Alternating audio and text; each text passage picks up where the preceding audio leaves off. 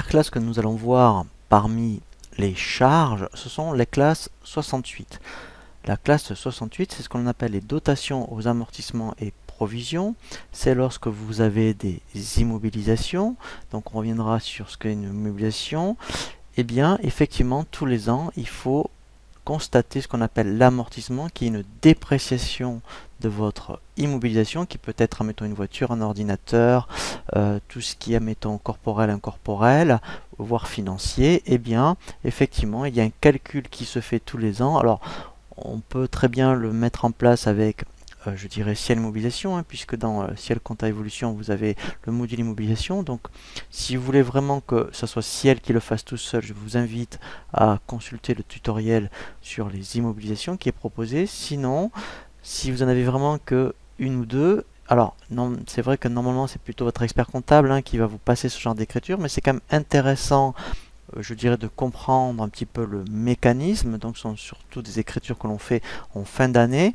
Donc on peut utiliser soit le compte 681 pour constater, je dirais, la dépréciation de l'année de votre immobilisation. Donc dans le 681, effectivement, on va constater tout ce qui est immobilisation corporelle ou corporelle, qu'on pourra détailler si vous avez beaucoup d'immobilisation, notamment beaucoup d'ordinateurs, des voitures par exemple. Ensuite, effectivement, après le compte 681, vous pouvez très bien avoir la même chose pour le compte 686.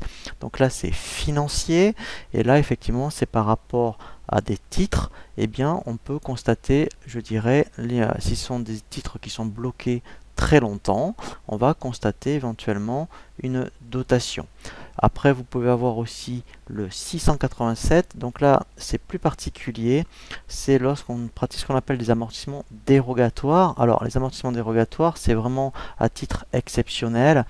Lorsqu'en mettons, vous êtes une entreprise du bois, il y a eu des intempéries, comme il y a eu quelques temps, donc il y a eu pas mal de sinistres. Eh bien, on va pouvoir pratiquer plutôt ce qu'on appelle des amortissements dérogatoires plutôt que linéaires. C'est que vous allez pouvoir amortir plus vite. Donc c'est vraiment exceptionnel, et dans ce cas-là, on le passe dans du 687. Donc pour faire un résumé par rapport à la classe 68, vous allez avoir soit les comptes 681, c'est pour constater une dégressivité de vos immobilisations corporelles ou incorporelles. Lorsque vous avez des titres financiers, effectivement, ça sera dans le compte 686. Et si c'est vraiment exceptionnel par rapport effectivement à un cas de force majeure, comme des intempéries, eh bien vous pourrez amortir plus vite dans du 687. Donc là, en fait, on a bien vu par rapport à l'ensemble de cette formation, vraiment comment comptabiliser toutes les charges, je dirais, de votre entreprise sur Ciel Compta, à savoir la classe 60, 61, 62, 63, 64, 65 et 66, 67 et 68. Donc l'ensemble de ces classes, effectivement, constitue, lorsqu'on parle de compte au résultat, l'ensemble de vos charges.